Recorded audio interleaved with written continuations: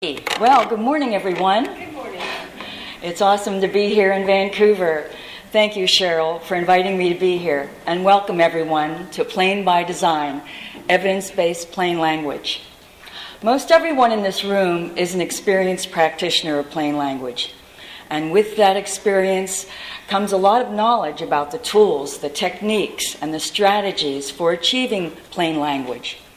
Put simply, we are good at the how of plain language. But there's another aspect of our work that often poses significant challenges for us.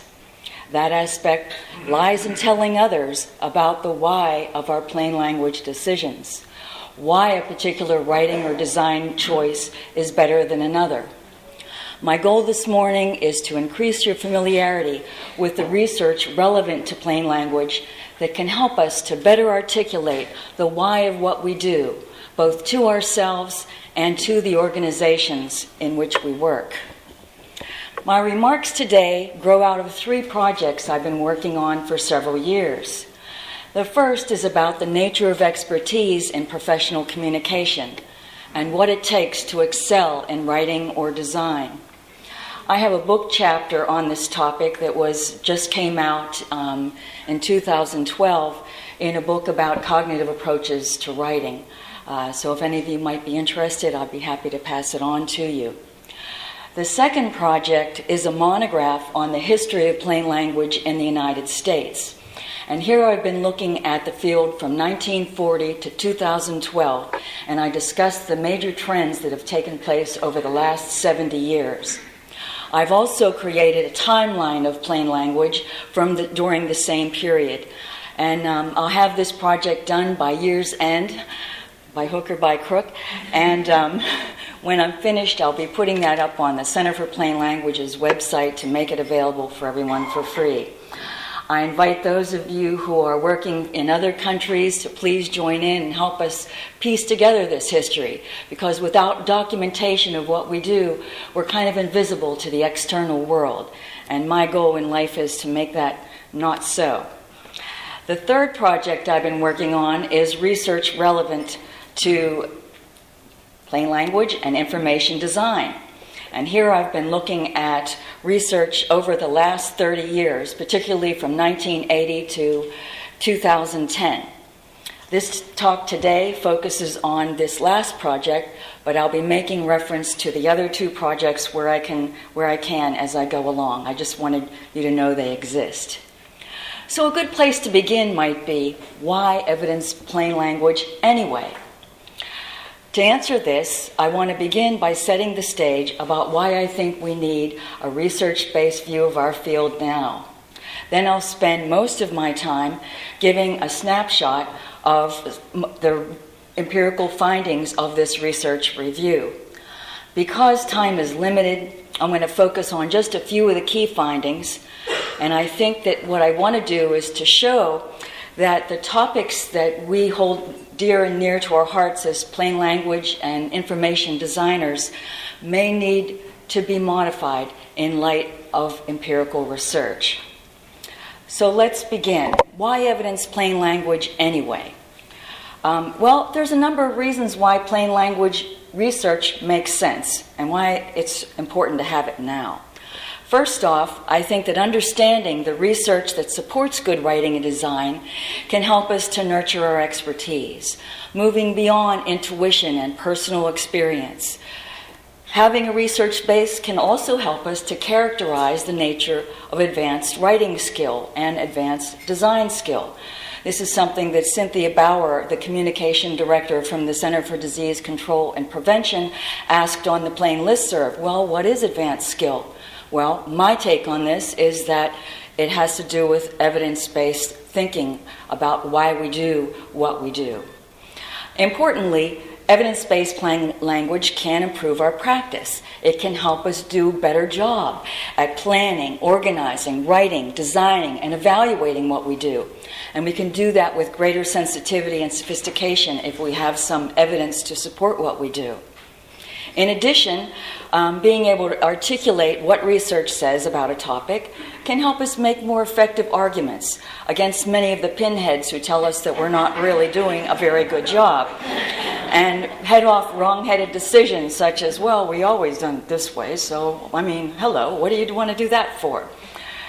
In addition, I think that once we chart the nature of plain language, we'll be in a better position to really map the territory of plain language and to see where productive intersections with other fields may lie.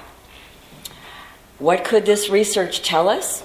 Well, when we think about research, it's a slow process. It's about the slow accumulation of evidence and the gradual evolution of understanding. Sometimes it involves confirming our assumptions and practices. Yes, dense texts really do take longer to read, just like they did last week and like they will next week.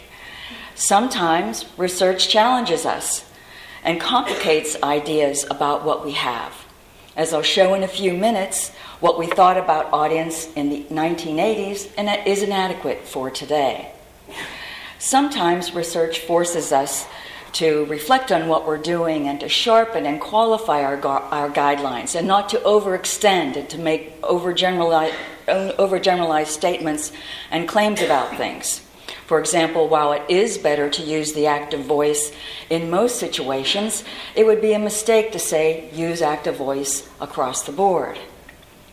Research then can help us to reflect on our practice and think about when writing and design moves make sense and when they don't. The research review that I've been doing has 4 major pieces.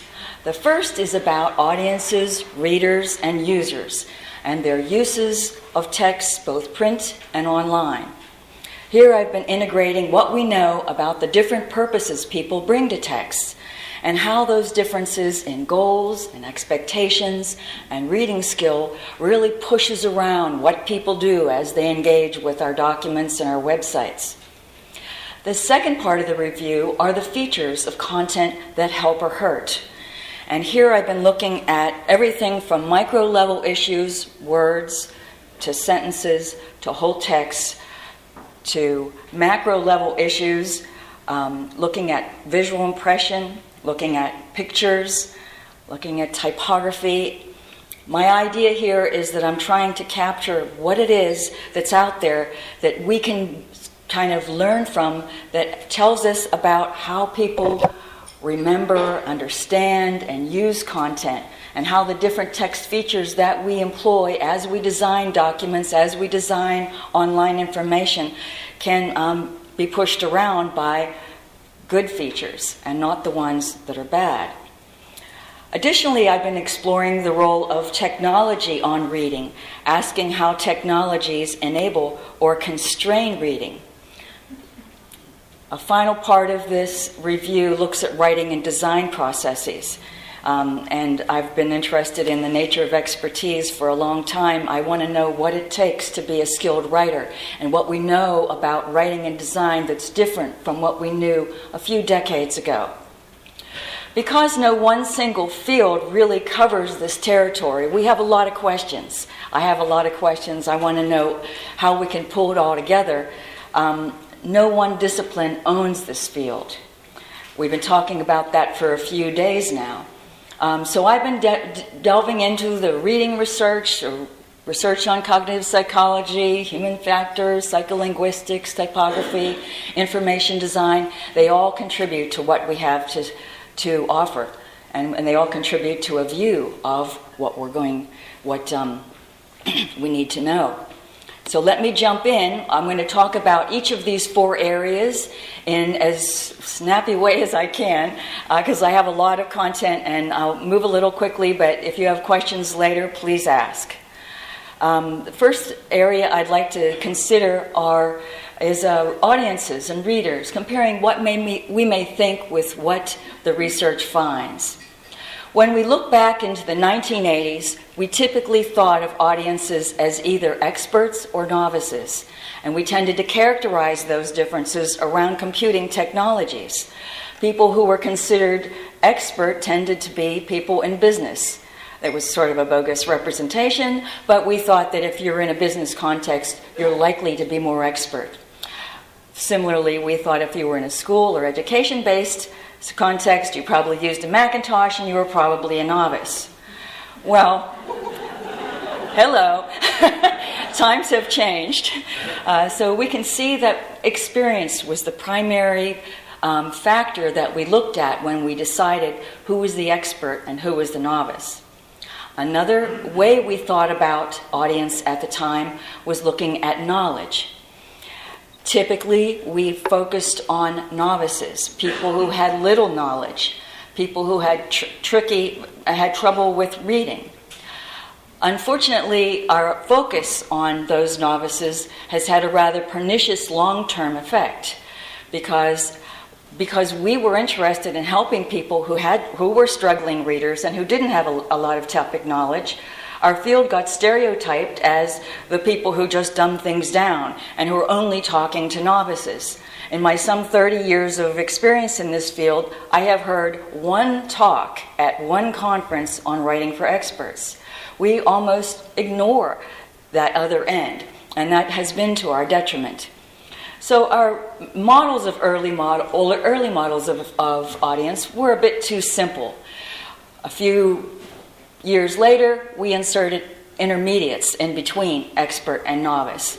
We mainly, again, focused on these one or two dimensions of experience and knowledge. But as I'll show you in a second, it wasn't really enough.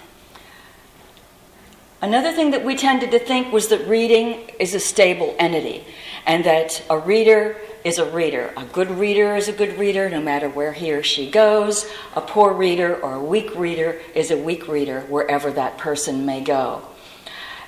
Research tells us a different story, however. Research says that reading ability is actually quite flexible, and that it shifts depending on the task, on the context, and on the person's motivation. Here we have a lady texting while driving. Not a good idea, but a lot of people are out there. When we are multitasking and rushed and all that kind of stuff, we tend to read below our grade level. When we're motivated and we're eager to read, we can tend to read above our grade level. So this whole issue of grade level is rather slippery, and I'm not convinced that it's giving us as much bang for the buck as some people might suggest. Today we know that reading is a multifaceted activity drawing on a wide variety of aspects of our human cognition, our social ability, everything from assumptions to motivation to culture to tech savvy. Now this is a heck of a lot of stuff for us to think about.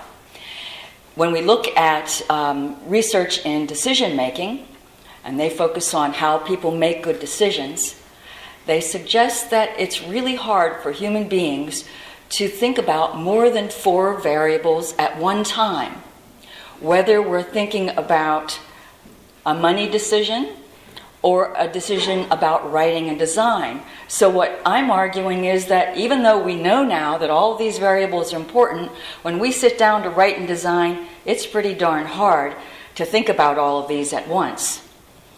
I've been tinkering with the idea of how could we better represent our models of audience by taking into consideration only 3 or 4 variables.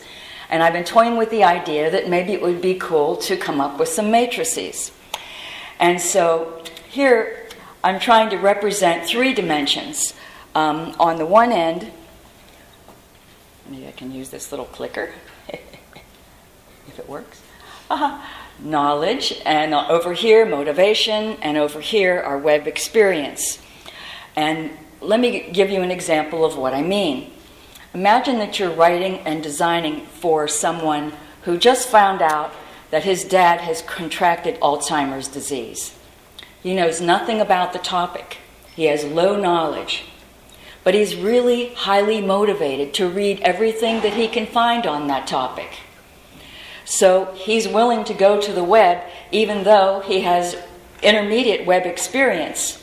He's used to doing Twitter and Facebook, and he does email, but that's about it. Notice that when we think about these 3 characteristics together at once, it automatically sets in motion ideas for what we might do in some explicit ways. I can automatically start thinking about headings I might use, where I might want to start the text, where I want to end up with the text, how I could step that reader right through in order to build a representation that would be useful for helping out his dad. So I think that audience models need to be refined. Let me turn now to some issues related to written text features.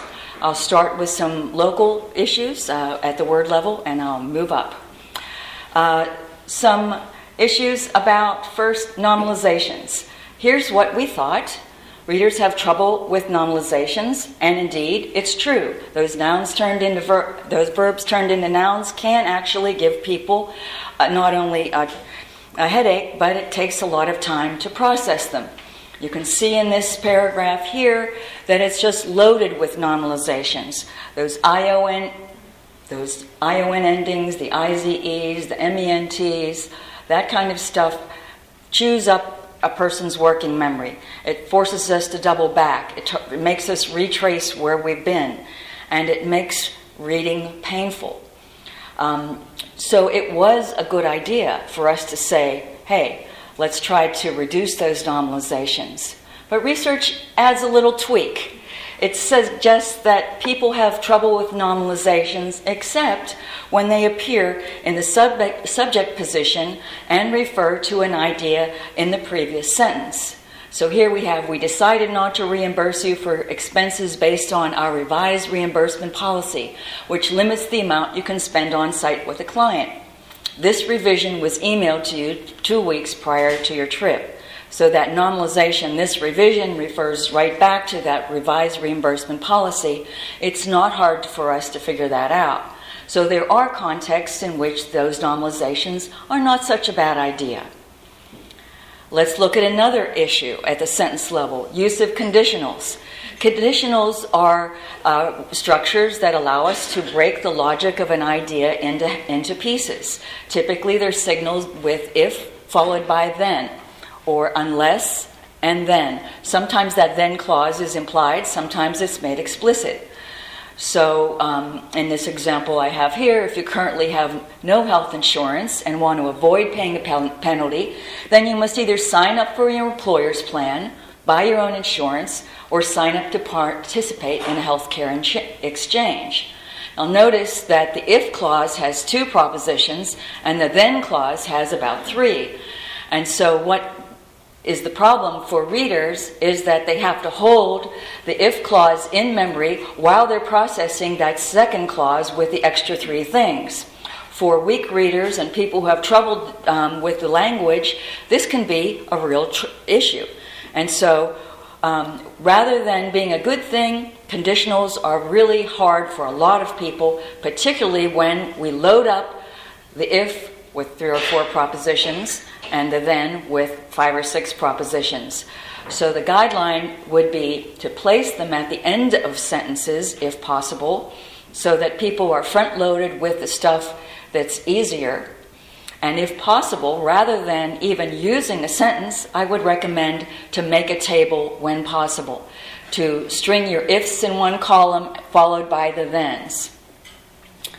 Let's look at another issue, use of lists.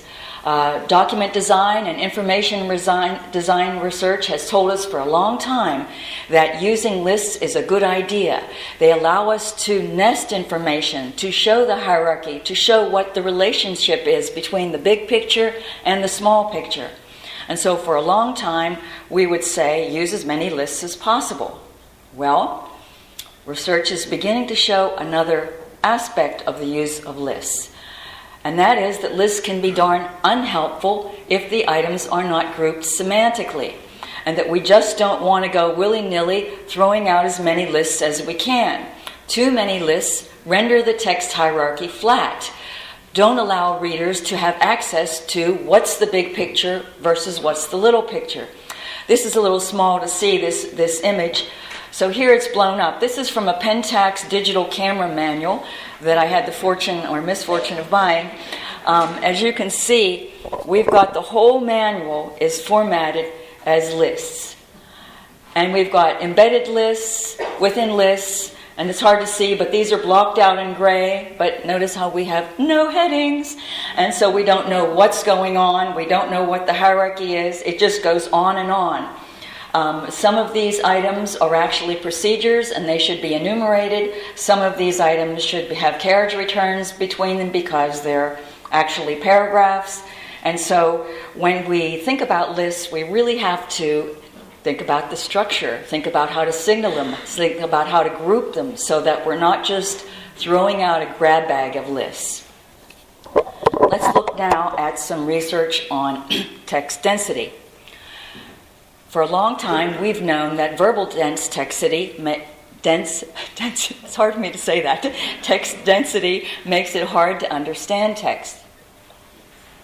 Here's an example from an organization called TIAA-CREF. It's a group that is a teacher's policy for retirement in the U.S. You put your money in and they help you make decisions. We heard yesterday from Robert Linsky an example of an illustration of when they were willing to revise a badly designed document and revise it to make it good. Here's an example from their many, many documents that is wretched. This came to me a few months ago. It's supposed to explain to me how their what they call associates, these are the people who give you advice about where to put your money, how they get paid and how they're going to get extra money on the basis of different little perks they try to recommend to you.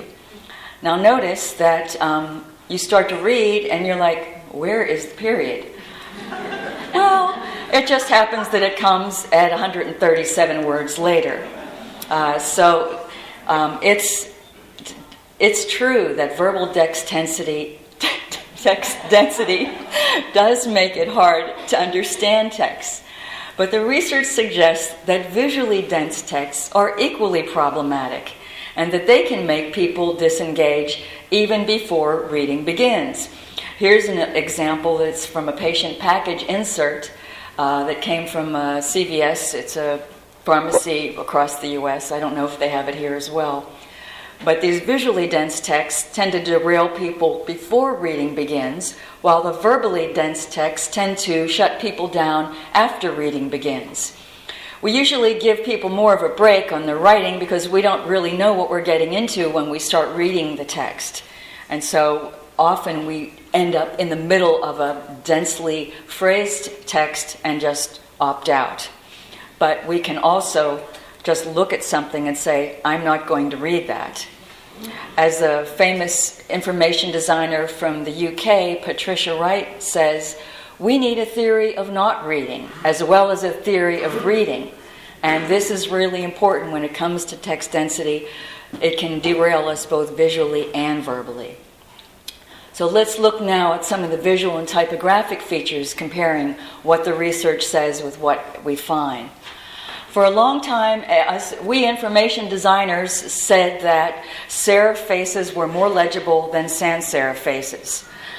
This research went back all the way to the 1930s with Miles Tinker, who studied some of the first texts and looked at how typography influences how we read. For a long time, we thought that we should also always use serif text for body text and sans serif for headings. While that's not a bad practice, today's research suggests that we need to rethink that a little bit. When resolution is excellent, and on many of the computer displays that we have today, whether they're tablets or laptops, they have improved significantly even in the past 3 years. And when the resolution is excellent, sans serif and serif are equally legible and equally fast to read. And so the key is not necessarily serif versus sans serif, but issues of contrast, issues of line length, issues of leading. And so it's important for us not to just have a knee-jerk reaction saying, well, we always have to have serif faces for our body text. It's just not true. Another issue, layout. We typically have thought that layouts that people prefer are the ones that are read more quickly and that are understood more quickly. Here's an example from an organization trying to promote healthy foods. I don't think it's a very good example because the gray background makes the text hard to see. The format is kind of ugly. The choice of font is not very good. There's very little contrast. What we find in the research is that people tend to prefer what they're used to. Organizations tend to prefer what they're used to. While some of the time our preferences are aligned with our performance, actually in most cases it's not so. That there's often a conflict between what we prefer and how well we perform. And so that's why it makes it so essential for us to evaluate our texts with usability testing and all of the tools that we have for evaluation. Here's the revised version, making it essentially a table, pulling out the key information, making the contrast better, and showing in one column the foods and then the why. It's a kind of if-then. If you eat these are kinds of benefits you might get. Here's another example from the graphic design literature. For a long time, we've thought that make sure you use a lot of pictures because you know a picture is worth 1,000 words. Well, as we find out in the research, that a picture is only worth 1,000 words if the reader can interpret the picture. If the picture functions rhetorically to support the reader, the meaning that you're intending. Research suggests that words aren't better, pictures aren't better. It's actually words and pictures working together, orchestrated visually and verbally, harnessing the power of both words and image together. Allow people to do what psychologists call dual coding. If you can't get it through the words, you can get it through the images. Here's an example of that whether a picture is worth 1,000 words really depends on the viewer.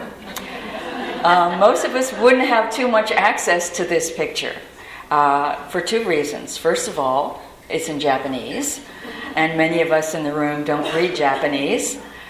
Second of all, most of us aren't really that keen on 3D exploded diagrams.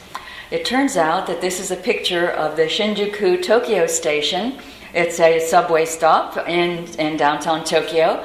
And what we have visualized here is the interior of the station. At the bottom, there's a little map of where you can go, and here's information about the different lines that go here and there. So whether the picture is effective or not really depends on the viewer. Now, while we might whine and say, oh, I could never understand that, actually, people who are in the Tokyo subway station, even those who cannot read Japanese, don't have a problem with this. Why? Because the context gives you so many clues, you can tell that upstairs, oh, that must be an escalator there that they're showing. And they're showing things that are in your built environment. So sometimes the picture becomes disambiguated by being in the context. Getting an impression of content. For a long time, we figured that it takes a lot of reading before we figure out whether we like something or not. That we want to look at a few screens, a few pages before we form an image of content. But what research suggests is that it only takes about 50 milliseconds to form an impression of content. That's about 1/20th of a second. And so here's an example of a really ghastly old website that was tested in this study I'm talking about. And they found that people could make this decision in 1/20th of a second, and they gave other people longer to look at it, and found that when they allowed them to look at it for half a second, the same opinion. So our quick impressions of websites, of texts, tend to persist. And so that makes it really important for us to get the good stuff up front, to make it visually appealing right away. Some issues about the impact of technology, comparing what we may think with what research finds. Traditionally, we thought that content was content, no matter what the technology, and that reading was just about the same no matter where it happened. But research is beginning to tell us that reader engagement is really mediated by the technologies used to display the content, and that reading looks really different depending on whether we're reading on paper, on a laptop, on a tablet, or on a cell phone. For example, there's some new evidence that suggests that dyslexic readers have an easier time using tablet computers because it allows them to not only to increase the font size, but to reduce the line length such that they're seeing clause by clause by clause almost. 4 or 5 words at a time allows them to interpret that more easily. I won't go into this because Neil James and Ginny Redditch will be talking more about it this afternoon. Last topic, writing and design processes. We used to think that writing and design was largely a solitary activity, focused on the creation of good content. In college classes like the ones I taught for a decade or so, we really pushed planning and invention and thought those were the key heart of the process. Today we find that writing and design are collaborative acts, often focused on assembling legacy texts and graphics. Today's emphasis is more on revision and editing than on invention. A study that my colleagues from Belgium and I have been working on, it's just going to be coming out in the journal Writing Research this spring. We looked at a proposal writer who spent 9 hours working on a proposal.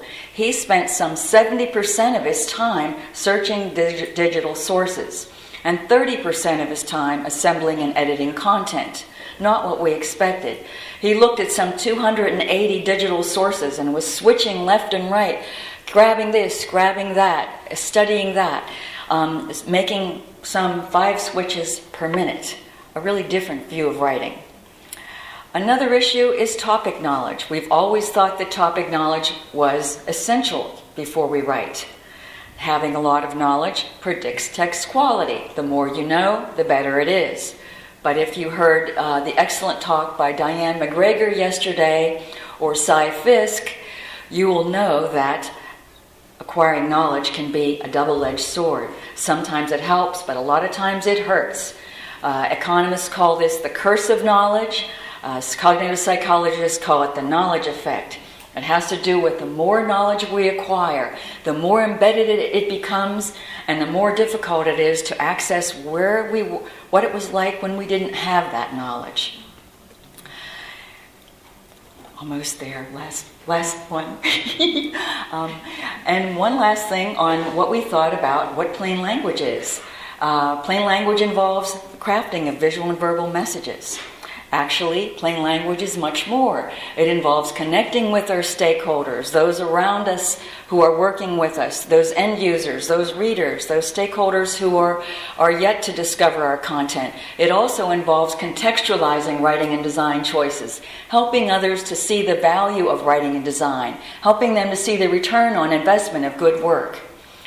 In conclusion, if the field is to continue gaining traction, I suggest we need a research base. Evidence-based plain language can guide best practices, expand our vision, and help us move ahead as a field. Thank you.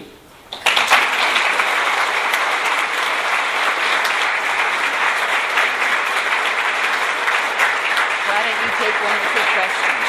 Okay.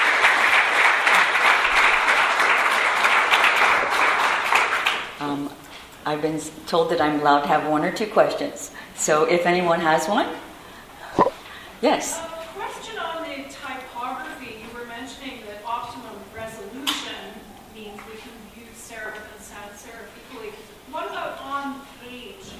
Forgetting about screens for a moment. On the page, it depends on the quality of the printing. If you're printing at 300 dpi, you will have the same factor of it will be good, and if it's on white paper. If it's black type on white paper, that's proven to be the most legible form of type. The better the contrast, the easier it will be. If you're lightening up the type, or if you're making it quite small, all sorts of other things can come into play. The legibility research is interesting because it shows us that typography and layout go hand in hand, and that they're interactive features. If you increase the size of the type, that means your line length will get shorter. Sometimes it's too short. If you make it too small, it gets too long. If you have not enough leading between your lines, it can make it illegible. So I think with paper, really the same result holds up. And it also seems to be holding up across languages. I made a claim in one of my articles recently that Europeans prefer sans serif faces for body texts because so many European magazines and textbooks and books in general are printed in sans serif faces. But some of my friends who are in the Information Design Institute have slapped my hands and said, that's nonsense because we Europeans read serif and sans serif routinely every day in, day out, and you shouldn't make these silly distinctions based on research that's 40 years old. Yes? So in terms of the evidence findings that each of us may have found in our research or usability testing, do you envision a place where that research might be shared or positive? Wow, that's an interesting question. The question is there a place to share or kind of bring together the research and case studies that many of us are working on? It seems to me that that would be an excellent project for a PhD student and or a master's student who would be willing to create a portal for us to share our work. At this point, there isn't really a place. There are websites for all three of our organizations, but if you look carefully, there's not a whole lot there. So we want to change that, and we could have an information repository if someone was willing to make it happen. Thank you. Oh, oops, I forgot.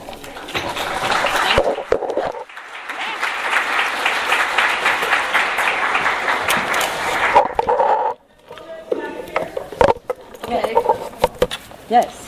No thanks.